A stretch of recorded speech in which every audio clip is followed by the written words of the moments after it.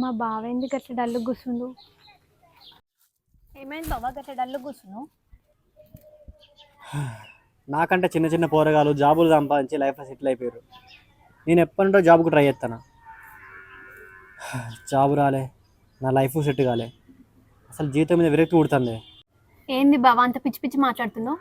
మరేం చేయను, తోటోళ్ళు నాకంటే చిన్నోళ్ళు జాబులు చేసుకుంటూ ఉంటా అంటే నేనేమో ఇంటికి అంటాను. నాకు ఎప్పుడు జాబ్ రావాలి, నేను ఎప్పుడు సెటిల్ కావాలి. గట్ల అనొద్దు బావ. నువ్వు నిరుత్సాహపడకుండా ప్రతిరోజు చూసుకుంటావు, ఏదో ఒక రోజు జాబ్ కొడతావు. శ్రావణి దూసుకుంటా పోతానా, జాబ్ వస్తుంది పక్కా.